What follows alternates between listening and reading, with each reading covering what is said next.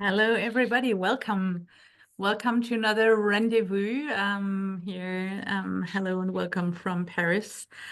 Maybe to quickly start with, please, as usual, we ask you to turn off the mic so that we don't have interferences. Please add your names and your organization into the chat and also rename your name and organization basically on the photo, because this will be much easier for Lisa than to pin you if you intervene. And we love to know who's in the room, even if it's a virtual room. So please, if that's possible for you, put on your camera so that we can basically really enjoy our presence. So my name is Renadip. I'm heading the Renewables Secretariat here in Paris, and I really invite you to also introduce yourself basically in the chat, because all the things we're doing is also about building and strengthening the community of change makers to push the renewable agenda. So thank you very much for joining us today for our Global RENdez-vous Dialogue Series, where we're focusing this time on building resilient economies and societies with renewable energy. It's a series of 3 rendezvous. We had the first one last week where we were focusing on the climate resilience. Next week we have one upcoming where we'll focus on the economic resilience. And today the topic is actually renewable energy for social and societal resilience. And I think this is really something important. Renewable energy is not built somewhere in where we don't see it. It's built close to people, it's built in nature. And we also all recognize that in a renewable-based energy system and economy, society, citizens, cities, communities have a real important role to play. They are not only consumers of energy, but they have very active roles. And I'm very excited that we have the opportunity to dive into this topic with some great speakers who will bring international basically different experiences from the world. Now, I do think when we are, last week, we really started unpacking what does resilience mean. And I think what is really important is it's very clear that we need strong, secure, and equitable economies and societies. And that this also comes with resilience and the capacity to adapt basically to a diversity of shocks, whether it is climate shocks, whether it is conflict, whether it is economic shocks. And I think this is really what is in the forefront of this discussion. So with the Global RENdez-vous Dialogues, we really have the space for open evidence-based discussions, but also for a diversity of voices coming from different stakeholders, different regions, and not only of people sitting here on the panel, but also all of you. So please be prepared to participate, ask questions in the chat, give comments, and don't hesitate to raise your hand if you want to join us here to participate actively in the discussion. I would like to really underline that I think in particular these days, it is really important with the current political economy we have that we really bring together our voices and that we have a collective push of our voices to ensure that change is still happening and continues to happen. So that's really why, from our side, it is, as I said before, not only a way to discuss things, but also to come together as change makers and build on the power of many. So today we'll explore renewables in building societal and social resilience and focus on the benefits renewables have for society and also the environment or nature.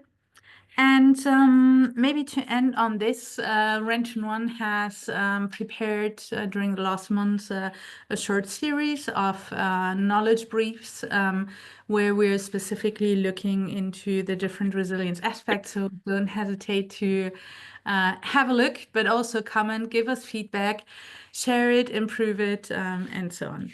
Now, let's directly dive into the discussion. I'm actually very happy to have Porfirio Jabla, who is a founding chairperson and managing director of Jamong Renewable Energy Development Group, and will give us some thoughts, actually, his thoughts and experiences, share some experiences from the Philippines. Thank you very much, Porfirio, to be with us, and especially at a late time of the day in the Philippines. So thank you very much.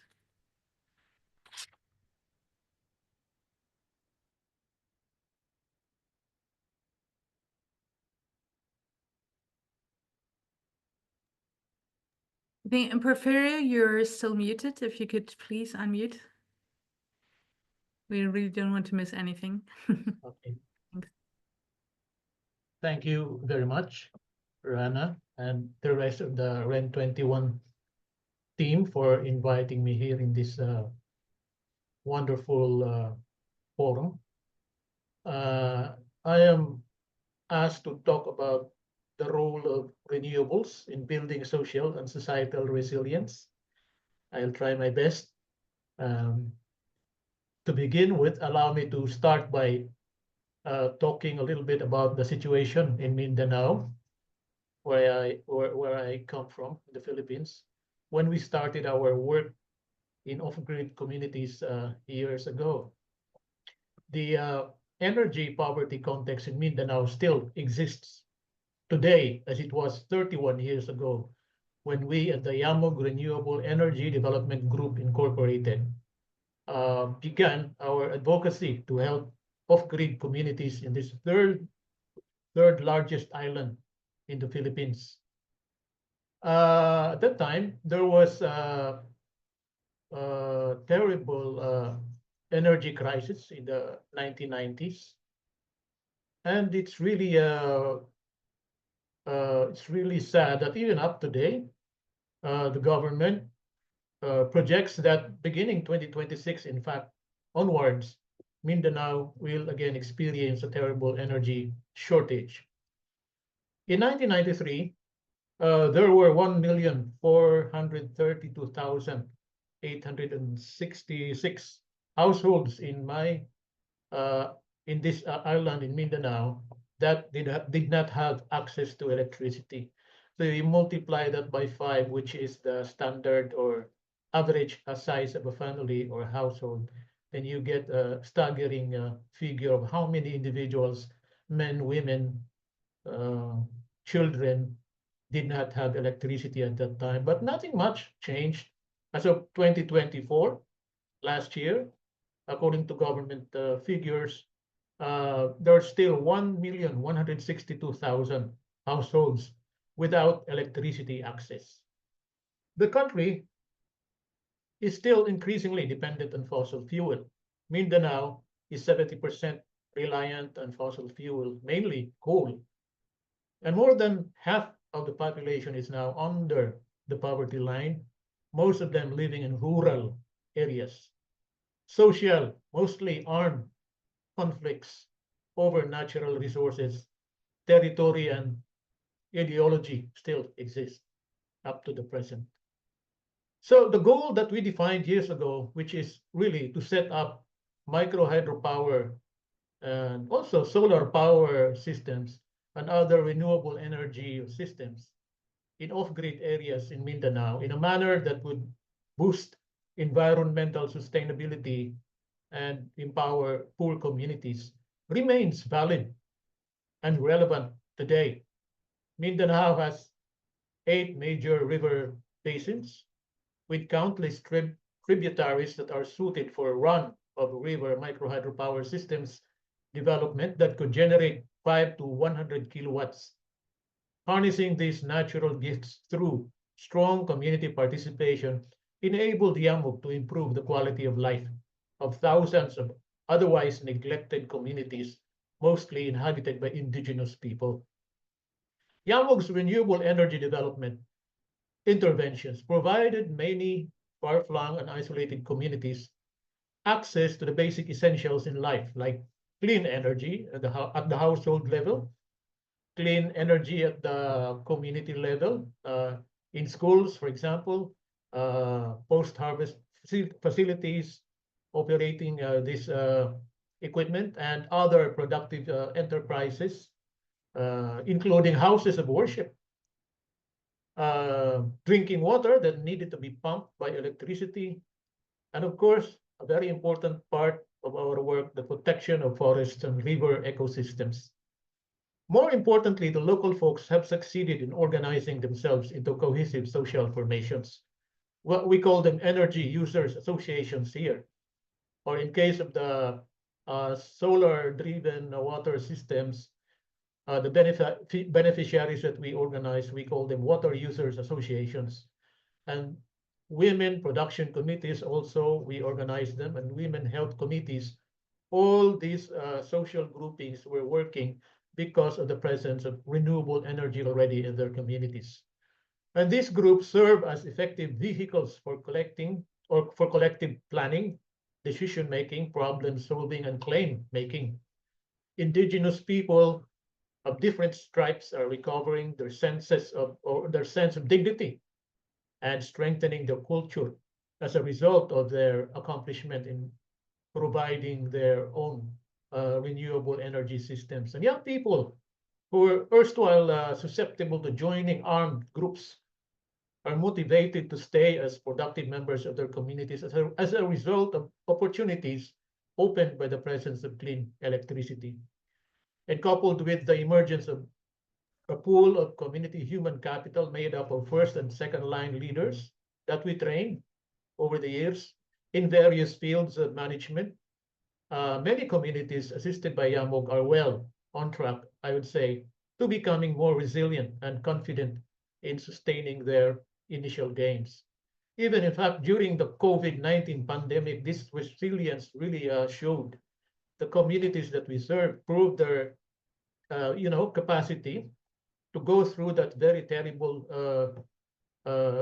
moment in our history as a result of having access to vital information, because there's electricity now already in the community. So they have access to information through radios, maybe TV, cell phones, and then this better access to information and better communication systems enable them to keep track of the developments outside their villages.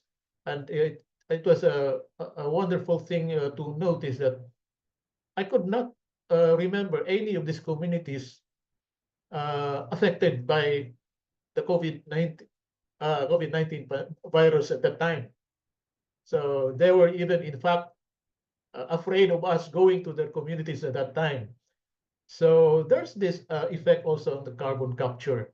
We had an opportunity to work or be funded by the European Union in the last 4 years. And in the 7 municipalities and 5 provinces where we work, covering 116 far-flung villages, mostly indigenous communities, our computation is that we were able to, avoid, allow people to avoid carbon dioxide emission, because most of them, not really 100% yet, most of them have already access to micro hydropower and a little bit of solar power. So that's the effect also on the, the carbon, with regard to the carbon capture work. YAMOG's experience in renewable energy development, this is also a learning experience for us, actually. We have noticed after so many years that in building resilient communities, it also brought forth a realization that working towards a clean energy future is necessarily a multidimensional task. Given the lopsided socioeconomic and political realities in Mindanao, this task cannot be isolated from other dimensions that perpetuate poverty in rural communities. What I mean by this is that we discovered along the way, because we started with just a simple mission at the time to bring light bulbs to the houses in far-flung areas. But we noticed that it didn't have to end only in that, by achieving that objective. There's a lot more that we can do, actually. So that's what we realized. And so we pursued eventually a holistic and transformative and regenerative approach uh, uh, in relation to renewable energy development, so that in our minds, a truly just and equitable, energy transition could be achieved. So in the course of our renewable energy development work, we learned that there are three dimensions at the community level that should be influenced and controlled, or if possible, owned by the marginalized people in their journey towards a clean energy future. One is community socioeconomic and political structures. Before, these structures were dominated by the usual, decision makers at the government level, maybe at the religious level sector, and maybe the educational sector. But with the formation of energy users associations, women's associations, uh, indigenous people, youth indigenous peoples association that are already working towards clean energy transition, uh, they were able to, influence the old structures that used to, make the decisions at the community level. So this is what we call uh, recognition of justice.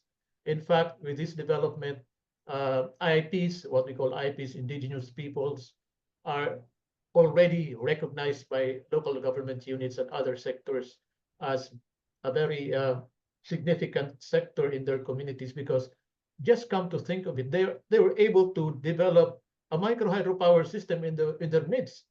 How could indigenous people do that?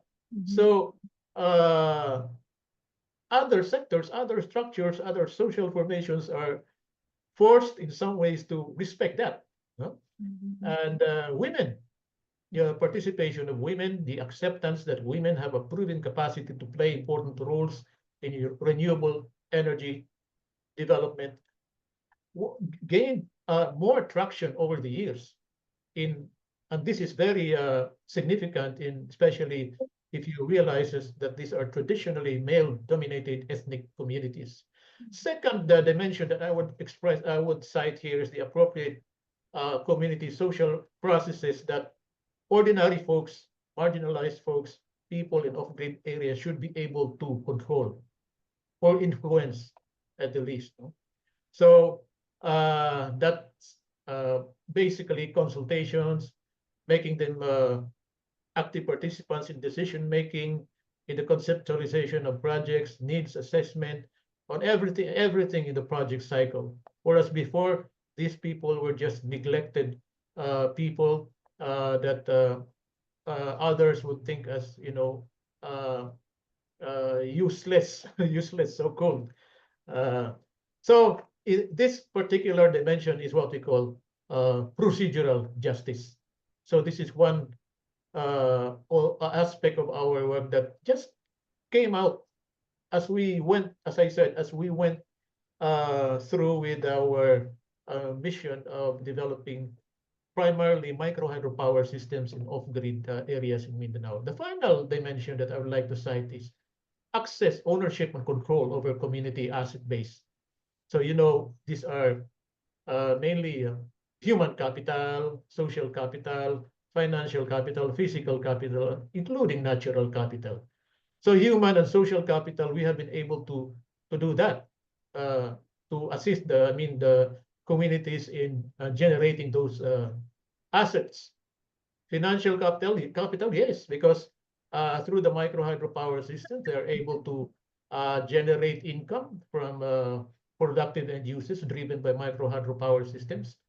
And they generate savings because before they used to spend so much on kerosene for lighting. We even analyzed that based on our baseline data, each household would spend 300 pesos per month to 600 pesos per month to buy kerosene for lighting. That's before we came to their communities. But now all those expenses are practically wiped out because they are now given energy by the micro hydropower systems or solar power systems. So the most important one in this category, yes? Porfirio, just to let you know, we're running beyond the time, so if you... Yeah, I'll finish. I just Thank you finished. so much. Really appreciate it. It's really This is interesting. what I don't want to interrupt, but yeah, this is what I refer to this third one as the distributional justice of our work. No? So to end this, I would say that all the aforementioned approaches and indicators of community resilience and empowerment were made possible by community scale, community managed, and nature centric, we call it, run of river micro hydropower systems. There is definitely more to just providing electricity to households. So ultimately, in closing, I would say providing marginalized communities access to renewable, sustainable energy is not is actually also bringing hope. It is also about ushering in justice, as I mentioned, and most importantly, it is about restoring human dignity for people who, for many years, have been wallowing in energy deprivation. Thank you.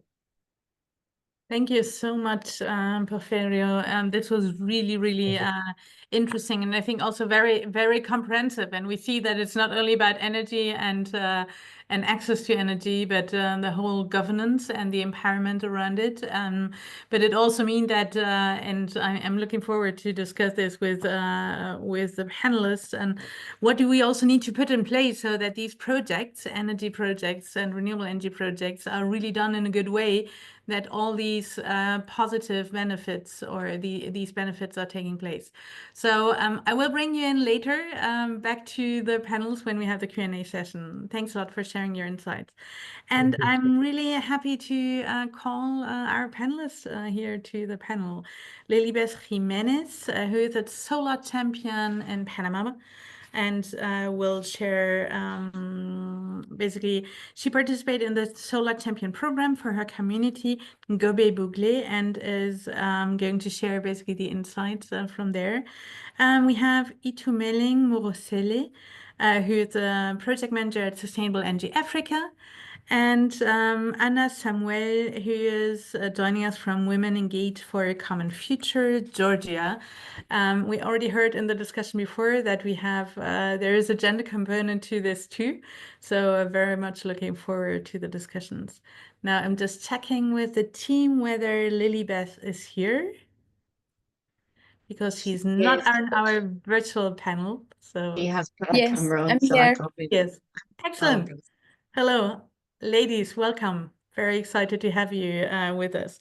So I think we heard from Porfirio lots of benefits renewables can bring. And so obviously in terms of energy access, but also for people, the community, but also nature. And I think I would be really interested when we're thinking about advancing renewables. You see, we have a bit of, there is a certain urgency because there is a climate urgency.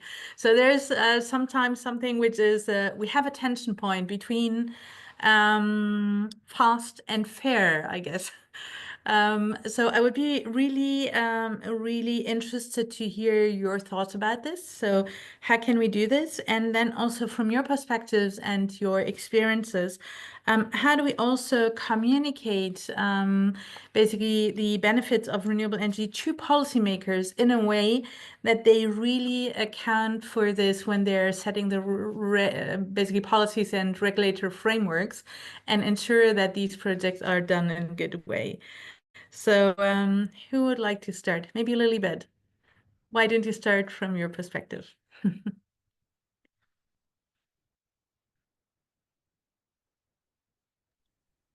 Hello.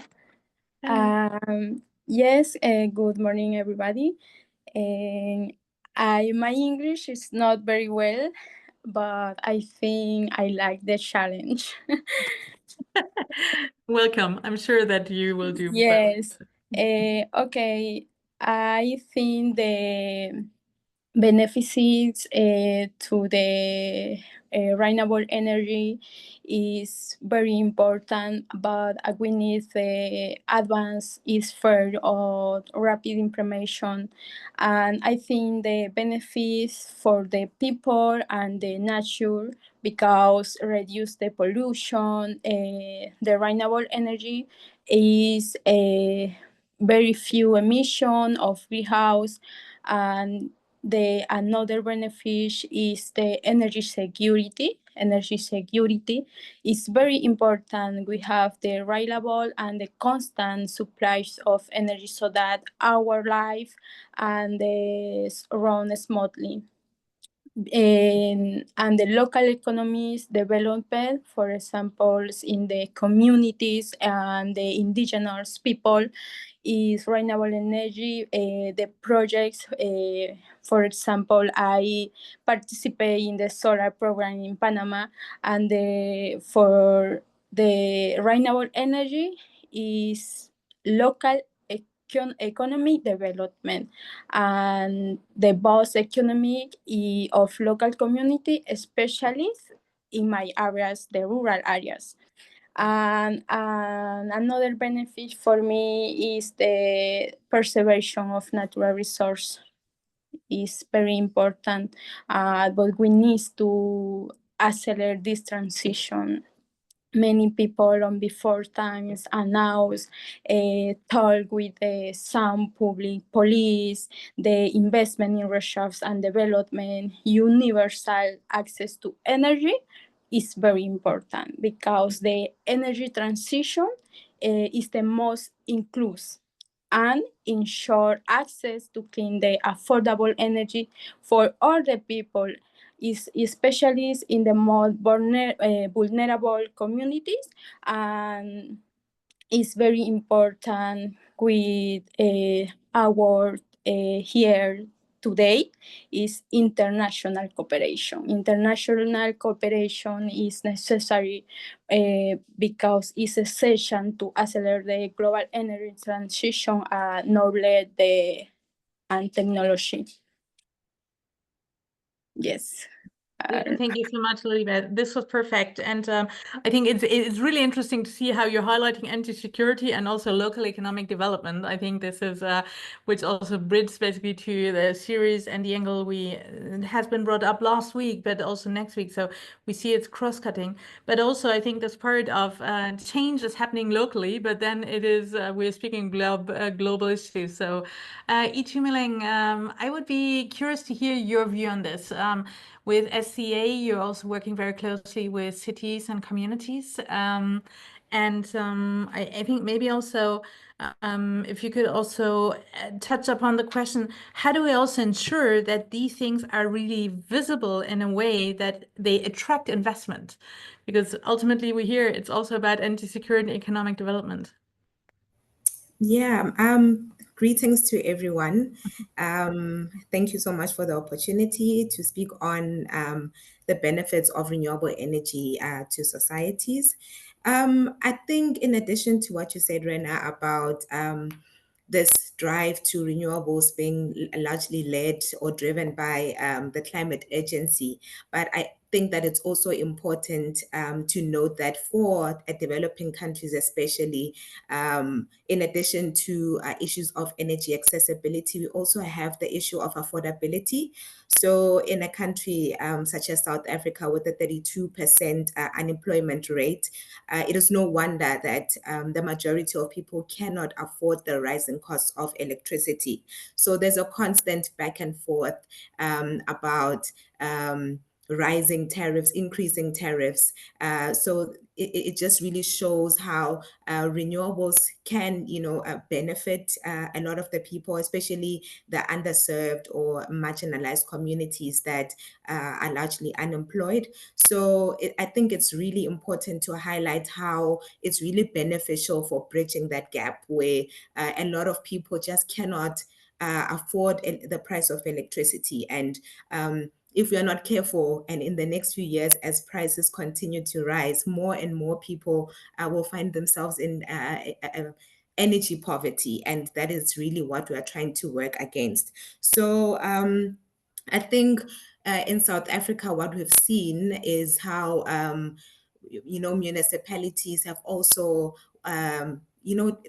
government, let me just say government has, tried to like play a role in providing renewable energy solutions to households, especially those that are not connected to the municipality's grid. So we found that there has been a rollout of what's been called solar home systems to communities that are currently not connected to the grid. I think what's interesting is also that in as much as the government has done quite a lot in trying to electrify millions of households post-apartheid, there's still about 14% of households that are still not connected to the electricity grid. So that's where renewables really come in, and where they are beneficial in, providing those solutions, although interim, but, just giving people that dignity of having access to lighting, for instance, and having, electricity to charge phones or get some lighting, which is really like quite basic, but also very important for everyone.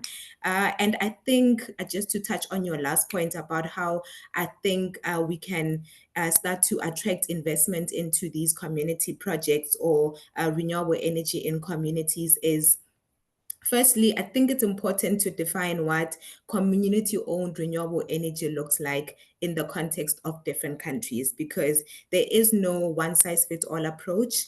What works in the global north definitely doesn't work in the global south. And even in the global south, it's different from country to country, So it's really quite important to actually sit down and think, with the resources that are available, what is it that communities can do, And once we've come up with what it is that we are trying to achieve, and then try to influence policy or try to get frameworks in place that support this end goal that we are trying to get to. And then it just makes the whole thing a bit easier, because then we know what would work best in a particular country or a particular area. So it's really just, I find that it's really just defining what a community participation in renewable energy looks like in each and every different context, and what needs to be done in order to get to that place. So whether policies, legislation, and then once we can work out it's the term bankable is what's usually used, but how to come up with solutions or plans that are likely to get people wanting to be involved in them, So it really starts with defining what community participation, the ultimate community participation, looks like in different contexts. Thank you. Thank you so much. This already, I think like underlining the fact that the solutions are not one size fits all. I would even say like even in the, you see like in the global north, from one country to the other, and probably also one community to the other, you'll have quite differences. So I think that's really important to underline. So Anna, let me turn to you. What is the situation in Georgia? Because you might also bring in this part, but also you have a specific lens looking at it also from a gender perspective. So what are your thoughts? Yeah, thank you very much. And hello from Georgia. Indeed, the energy transition and access to energy is not gender neutral. Women and men use energy in different ways. They have different needs, and also energy poverty tends to affect women more than men. So it's very important to pay attention to. The household is not a black box. There live women and men who have different roles and different ways of dealing with energy. In Georgia, we have cold winters, so apart from the question of having electricity, which most of the households have, there's also the question of heat.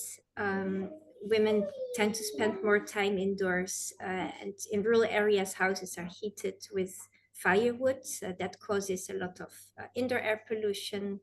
They are using inefficient, not very well designed stoves, wood stoves, so all the smoke is coming in.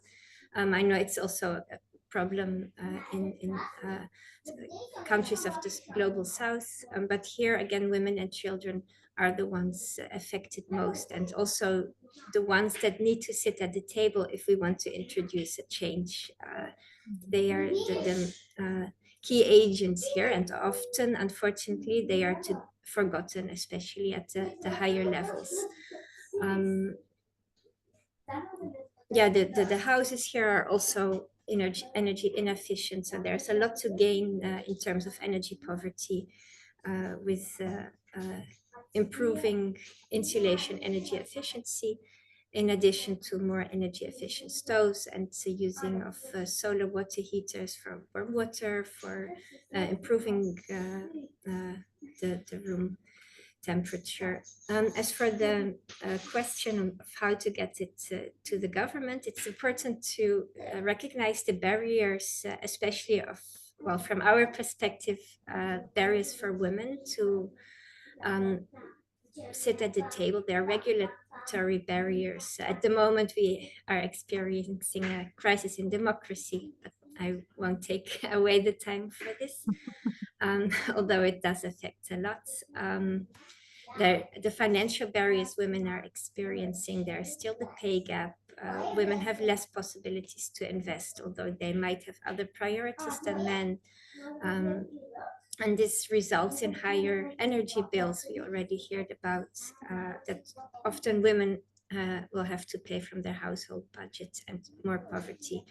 There's the care burden, lack of access to information, different mobilities, and the structural burdens that women still are underrepresented in all decision-making bodies, basically on local level and national level, and in all the especially in technical fields and energy fields, women are underrepresented. They structurally suffer from time poverty. There are the traditional gender roles that keeps them at home and away from decision-making opportunities. So it's important to address these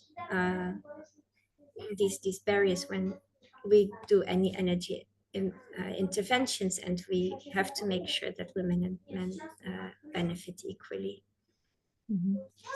Thank you so much. I think it's really interesting, but we hear like affordability, right, is a big topic everywhere. I think it's also it's really interesting to see that in this context you speak about energy efficiency and renewable energy together, so they need to go hand in hand. But then I also think this part of is the affordability of participating in decision making to a certain extent. You see from the different players is interesting. I think like maybe that's a follow-up question to you, Anna. Why do you think that a gender component is necessary in the energy transition? Because sometimes we have this, yes. Well, it has been proven, so many researchers have shown that projects that actually take into account a gender component are more likely to achieve their goals and objectives. So it's been proven, and this is because without involving women, you cannot achieve lasting change on community level. I think the previous speakers can only confirm that. Yeah, because women are key players, and also the policy on the policy level, women have to be involved to get the gender perspective. If you come in with a solution and you don't ask women, it will not work. It will not be accepted. And another thing why it's important to involve women from the early stage, in Georgia we have the low emission development plan, which envisions a lot of industrial changes and technological renewable energy projects, and it also projects that 80% of these jobs will go to men and only 20% of these newly created jobs will go to women. And here, this is clearly not a solution, and this has to be addressed at an early level. Mm-hmm. Thank you. I'll just and thank you so much. I'll build on this directly and come to you, Lilybeth, because I know that with the Solar Champion program, I think this is specifically focusing and targeting women and women involvement and economic opportunities for women too. So I would like to hear your perspective on the role of women. But then also more specifically, I think you spoke very much about the local communities. And the question to you, how can local communities be better integrated into decision making? And in particular, also indigenous communities.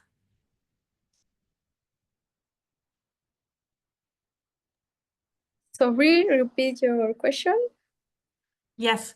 So Anna spoke about the fact that in Georgia, the experience was that with the jobs, 80% were going to men and 20% to women.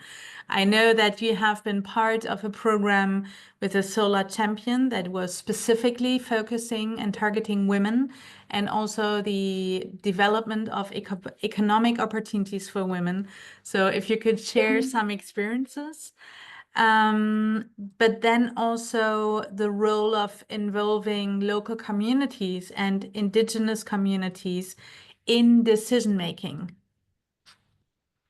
Yes, thank for your question. For me, it's very important. For example, in Panama, normally the work in the local world is many men, no women, and these projects is the opportunity for the women's indigenous people, because it's possible the opportunity with the job creation, because the renewable energy sector creates a new jobs in Panama, and it's possible offering women employment opportunities and others benefits for the woman is entrepreneurships, because women can start their own business and in the renewable energy sectors, and it's possible también panels or producing biofuels, and then generates income to improve their economy autonomy. And indigenous people in Panama is vulnerable, and many people not access to energy, and the renewable energy is the most option for ours. It's possible as access to basic service for ours, and it's possible we need conserve the natural resources, and we need clean energy, and we need the education and training, because many people or the governments many projects, because we need the training. We need the training before that. I think with the participation indigenous community, if develop renewables energy for the first stars, we need the free, pure, and informed consent, because with our culture is not similar with another people in the city. And the social participation of indigenous communities in the development of renewable energy requires a holistic approach that combines technical, social, cultural, and environmental aspects by respecting the rights of community, empowering and ensuring that benefits are distributed equally. And we need share benefits. The share benefits is important with the communities participate because the economic and social benefits of project must be distributed fairly community members, and the positive impacts because this contribute the improving the quality of life of community. For example, through job creation, improved to access basic service is necessary for ours, and environment protection. And we need many people talk with many projects, but because indigenous peoples we have the role important in the create this project, because it is necessary respect for traditional language is important, because the project traditional language of indigenous is possible a relationship with environments, and it's a challenge and opportunity with this topic. It's a challenge and is many opportunities, but it's possible when the participation of indigenous and community with the renewable energy requires holistic, and the combined technical is not how do you say, and the conflict of interest is not necessary. It's not necessary in this. We need the together work for this renewable resource and transition energy. We don't need together is conflicts, and the power inequalities is the companies and governments needs to addresses. And for me, in the champion for the solar champion in Panama, is now I'm here with many different peoples to different country, and is opportunity. And we need the training, we need studies every day for this topic, and we need together working for this and in the future we need the energy transition is good, but we not working together is very challenging, or is not possible. Thank you so much, and thanks a lot for bringing the energy, you see, like, and your enthusiasm over to us, you see.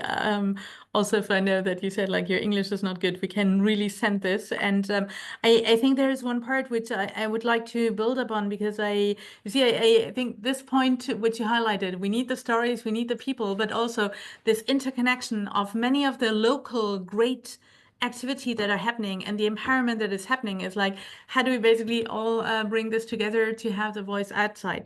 But then, and I'll build on a question that came in from Justine, maybe, to all of you, because I think it's really echoing a question I was going to ask you is, how do we actually, so the question's like, what policy frameworks do we need and would enhance the role of renewables in social and societal well-being, but also this really acknowledging for the fact that resilient societies is resilient economies, and is security ultimately. I would be curious to hear, because that's necessary for scaling up. So maybe Itumeleng, let's start with you. What policy framework do you help here? Yeah, Or do they help? It's quite broad. I think I should start off by maybe explaining the project that Sustainable Energy Africa has been involved with for community-owned renewable energy. So the organization has been working with another South African-based organization to basically assist 3 communities in South Africa to actually look into the ownership of renewable energy assets for the community's benefit. So it's just really looking at the different modalities that are out there and the different ways that communities can go about owning renewable energy, and also looking at how it's going to benefit our communities like at large. So in terms of policies, it is quite a broad question, but I think a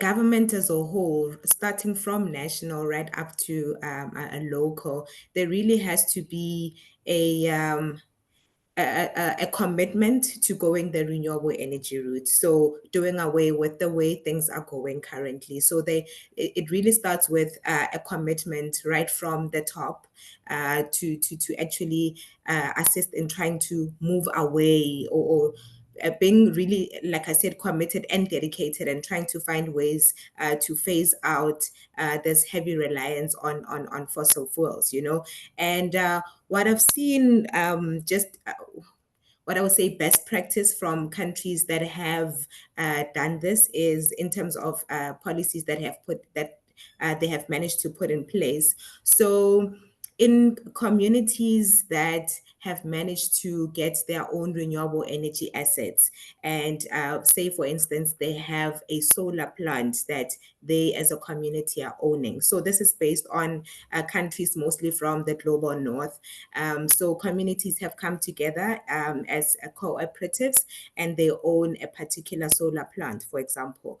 And they then sell this electricity to the municipality or a government institution. So in order for that to be done, there had to be policies in place, like how exactly does that work? How does it benefit the person who's selling the electricity, for instance? So this export of electricity or the selling of electricity from a community to a municipality or whoever, or a private buyer. So that obviously requires a lot of policies that have to be put in place, and those usually come from the government. So like I said, either from national or local. So that's what I've seen that has worked from other countries.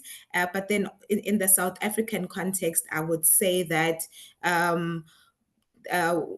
we have what is called free basic electricity, and then it's a policy, and then there's also what has been implemented, which is free basic alternative electricity, and that's a policy that was also put in place for all the households that are perhaps not connected to the grid and are not electrified. So looking at what other alternatives there are. So like solar home systems. So it's really, it just comes from a drive or a commitment that government has to electrify, especially those that are underserved or, marginalized. So it's such really policies, I would say, that come in place right from the top that I've seen that have worked outside of South Africa, and these ones that I've just mentioned that have been put in place in South Africa.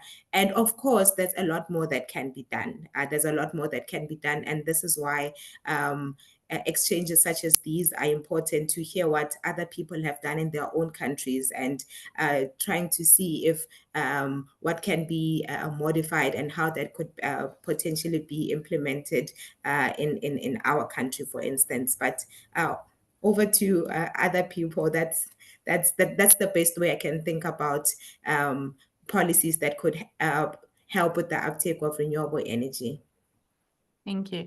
Anna, a similar question to you, and then also please raise your hand so that you can join the panel here. But Anna, I would like, so what policies not only to support renewable energy, but actually to support the societal and social benefits of renewable energy? And don't hesitate to have the wish list. So we're interested in what is existing, but what do we need more? Yeah, we do need a lot of, we need a system change basically to divest from the fossil fuels, where still much more government subsidies are spent on renewables.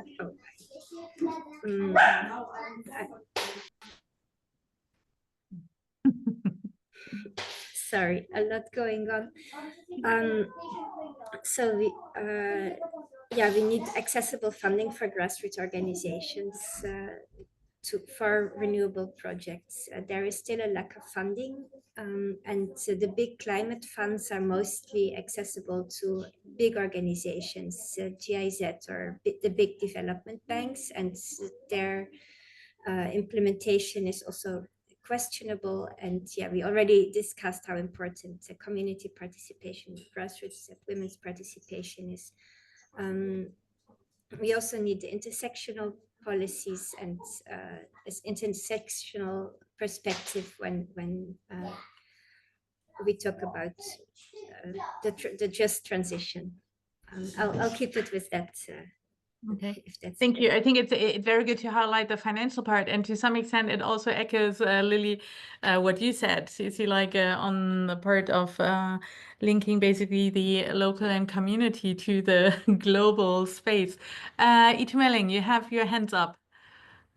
Yes, if I may, I've just thought of something else that I thought is also quite important, quite crucial, is awareness building and the capacitation of communities on renewable energy. And that this is also a way to open up dialogues between decision makers and communities, and to make sure that people that are on the ground also get to participate in decisions that impact their lives. So I would say that spreading the awareness, information on renewable energy, making sure that as many people as possible are reached with the message of renewable energy, and what skills are required from communities to help them participate. Because I think it's very important to remember, to keep in mind that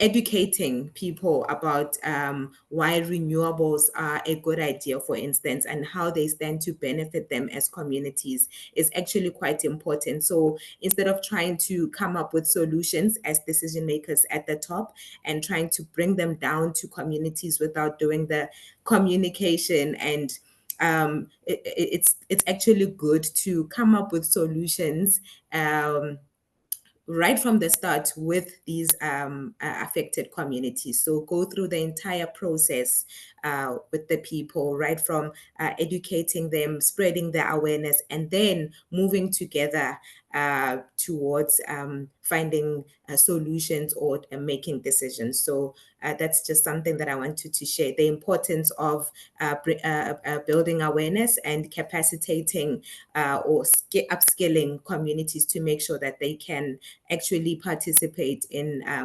renewable energy uptake. Thank you. Thank you so much for adding this. Porfirio, why don't you join us here on the panel? And now a question to the audience. Anybody would like to join us here to ask a question, contribute your views? Please put your hands up and we'll bring you here. Yeah, if I may. Yes, please go ahead, Porfirio. Discussion regarding investments. This is for us is a bit of a complicated issue to even ponder in the context of the Philippines. Anyway, to really come up with a sound approach in relation to this question, I think we have to have a very clear understanding of how the energy sector of each country is being arranged or disarranged. Like, for example, in the Philippines, the energy sector here is that it is broken into three parts. So there are groups or companies, big companies that are involved in generation. There's another group, actually it's a monopoly now, of a big company that's involved in transmission. So the generation, they pass it on to this transmission company, and the transmission company will pass it on to the distribution utilities, or what we call here the electric cooperatives. And the electric cooperatives are the ones who are, connecting the wires to the households, to the industries, hospitals, etc. So that's how it works. So to promote renewable energy, one would imagine, why not big companies should, pour money directly into renewable energy. In the context of the Philippines, it's a bit difficult because of this arrangement, this compartmentalization of the supply chain of energy. The distribution utilities, which are the end part of that supply chain, would say, well, we cannot go as far as those areas that are penetrated by Yamog because it's very expensive. We have to set up all those lines, the electric posts. It takes us maybe 5 million pesos for 1 hectare of electric line. So it doesn't work like that in the Philippines. So what we did is that on our own, the energy sector, the NGOs like us, decided to do it on our own, developing microgrids. While our logic is, why allow people, why let people wait for so long until the grid comes to the people in off-grid areas? But really, direct investments from the companies is not, I think, viable right now to promote renewable energy, especially in off-grid areas where access is very problematic. I'm seeing, the investments or the funds coming in through bilateral or multilateral organizations. Like, for example, in the Philippines, you have a lot of organizations, the EU that I mentioned a while ago, the World Bank, the USAID, ADB, UN, in fact, they pour in a lot of money, supposedly to influence our local government to venture into more renewable energy development. So they go through the government channels. Rarely do they go through the community channel, you mean? to the community channels or NGO level. We were just lucky 4 years ago when the EU funded us, NGOs. And it's not really to toot our own horn, but after the evaluations that they made, EU and all these other agencies, they found out that the projects implemented by NGOs like us, I'm not bragging, were the ones more successful in meeting the objectives of the renewable energy-led projects as compared to the projects made by the government sector. So what is it? I am saying that in terms of the question of policy, maybe REN or other networks can influence these big organizations. We can say that, hey, EU, ADB, etc., if you pour billions of money to countries like etc., like that, why don't you do it like this? Really do an honest, hard-nosed work to promote renewable energy, follow through on their commitments of these governments in the SDG, their SDG commitments, and consider the role of non-state players like the NGOs like us, because we are capable of extending renewable energy to areas where the state players could not reach or would not opt to go.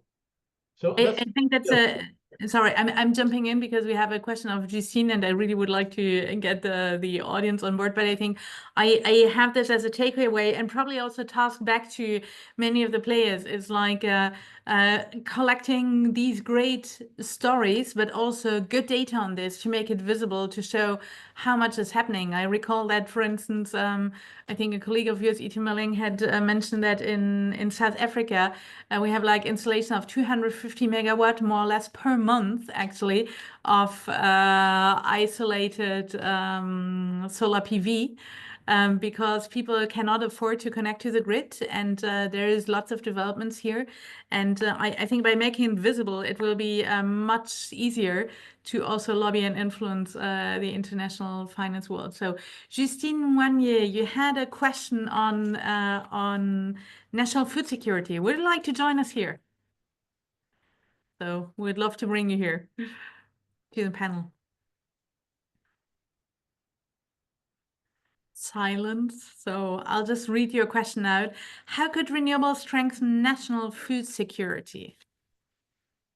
Anybody who would like to take this question? And please don't be shy. We're not going to bite you, especially not in a virtual space. So join us here if you have some ideas, thoughts, questions. So question to our panels, to our panelists. How could renewables strengthen national food security? Do you have any views on this?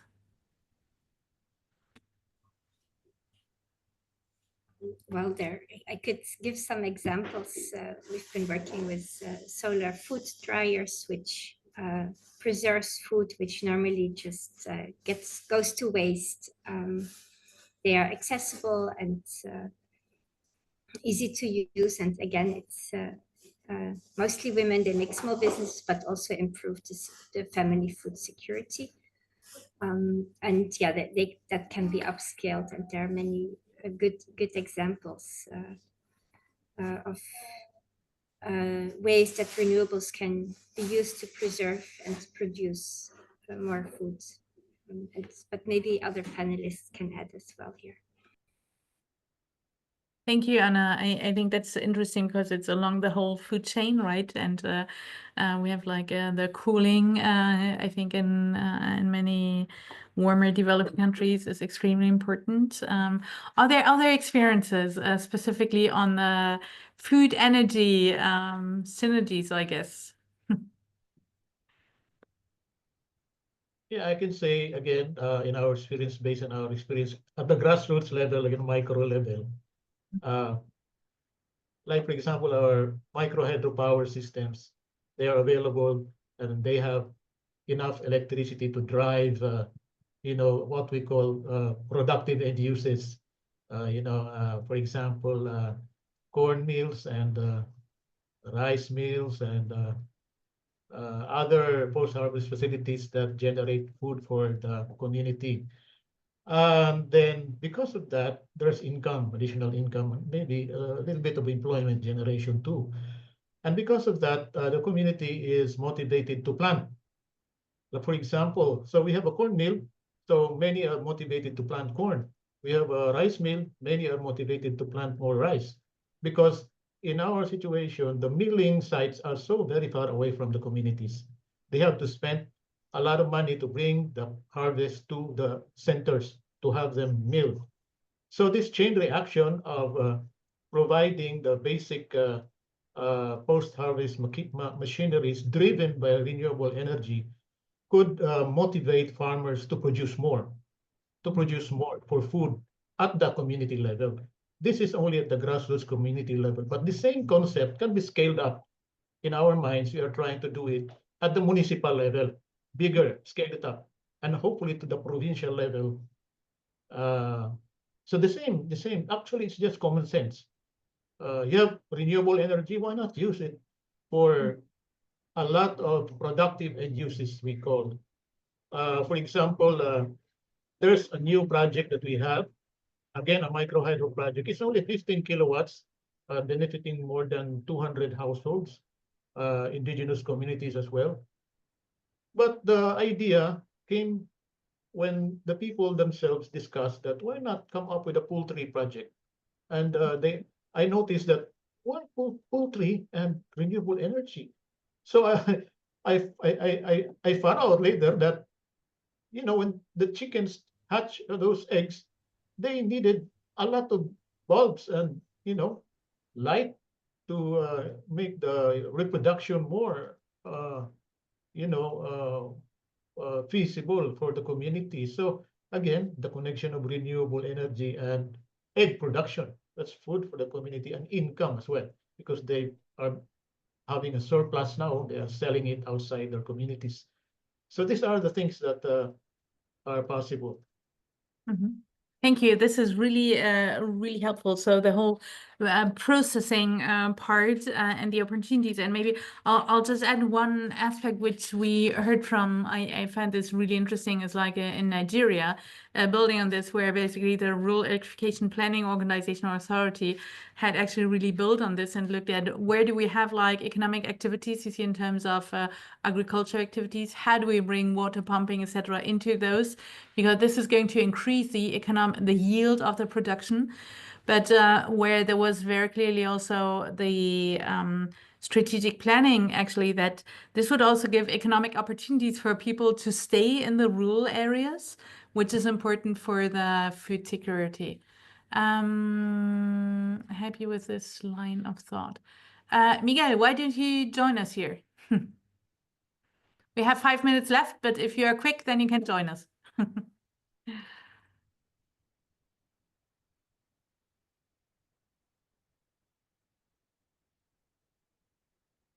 Okay, you're muted. So, Miguel, you're muted.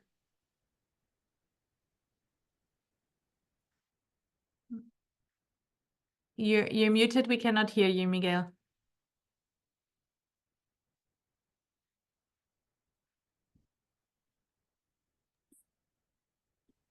Do you hear me now? Now we can hear you. Yes.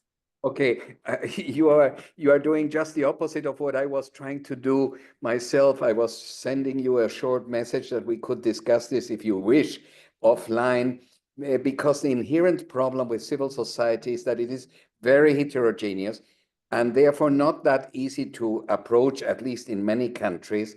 And therefore, we could noodle this a little bit through bearing in mind such diversity on the one hand, and on the other hand, the question I think we need to address is that as we are dealing with these issues at a more global level, the question is what can be attacked, what can be addressed at the policy level, where with one bang you can reach a wider set of participants. That is the advantage of dealing through a vehicle like REN21. So I felt a little bit out of my field, particularly in a country like Chile, where we have been quite successful at the policy level, at the big bank type of action, and notoriously unsuccessful at dealing at the local, at the indigenous levels, etc. So, in other words, what I was going to tell you was this is very complex, and certainly for a group like this to deal and come up with crystal clear solutions. This is awfully complex. It's awfully diverse, and what is true in Panama is not true in Chile, and certainly even within Chile, we have 7 different areas which are notoriously different from each other. There are elements where one can see certain areas of potential success, but they are very different from the way we ought to approach them. So it's I'm afraid that I'm confusing more the subject and not helping you at all. But I think that not Anna is helping you because the issue your... itself is complex, no? No, but I think it's a very valid point, and I see, Anna, you have some thoughts on this, so please. Yeah, thank you for raising that. But maybe we can agree that there are some elements that can be that are universally, and that is the intervention should always be community-based and based a needs assessment, an intersectional, gender-sensitive needs assessment should be conducted before any energy intervention that targets everyone that will be affected. I think that could be a general rule, and there has been done a lot of research and development cooperation to showcase this kind of approach. And a lot goes wrong, but in development and energy and climate projects, but as the general rule, to involve the stakeholders. And how, that is another question we maybe discuss another time, but this involvement, I would say it's a kind of a general thing. And I think all the other speakers have highlighted that there are solutions. Communities are doing great things, and they can be upskilled. And the civil society does play a key role in many of the innovations taking place. And yes, we need the banks, we need the big money and the policy changes. Thank you so much, Anna. I'm very happy to hear this, and I would like we're running out of time, but I think I'll build one of the topics. I think or your remark is there are principles we can streamline, and I think all of you have touched upon some principles, and so I think this is one part. It's very clear, and that's certainly something from. You see, where there will be follow-up, you see, what are some of these principles and what does this mean in terms of policy recommendations, but also making things visible. I think, Porfirio, you had a clear ask, how do we then reach this to the larger, more global investors and development banks?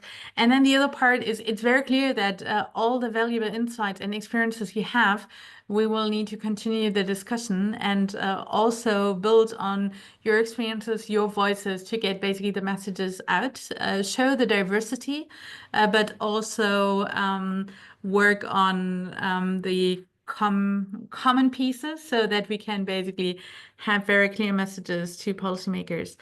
We're at the end, we're beyond the time. I would like to thank all of you actually for sharing your insights. We will follow up with the panelists, but also the audience. So it's not a topic which we are only kicking off like this. And if you would like to dive more into this topic, please have a look at I think the resilience briefs. Join us next week for the discussion on the economic resilience. Follow. Oh, Lilybeth, I just see you have your hand up, so I'll just take the extra minute for you to jump in. Sorry for that. Thank you so much for the opportunity. For this topic is very important now for our planet, and we need the effective communication with together, and the plain language, and the communities peoples is not in last. The project is we need the stars and the process, and for me is I enjoy here, and for me I thank you so much for the participate. Hello. And we need work together. And we need the coalition and alliances for the organization and company, and our message is the pleasure for the many projects. Mm-hmm. Thank you so much, Lily, for underlining the importance also again of the community, and glad that you could join us here. So I'll also end. Have a look at two reports. They are a bit older, but I think they are still relevant. The Renewables in Cities Global Report, where we're really diving at the city level to show some of the great things happening there. So I think this is also a way of streamlining it. And the other part, which is something we did specifically on Mexico, looking at how to build in community energy pieces into the policies, national policies, tendering. I think it would be interesting to have follow-up discussion to see how we can basically build on this. Part 3 of the Rendezvous series is happening next week on 4th of February at the same time, 3 p.m. CET, and we're going to dive into renewables for economic resilience. And yeah, I think we'll see that there's lots of connection to some of the topics we've discussed today. Thanks again to all of you for participating, and looking forward to see you next week. Bye. Bye.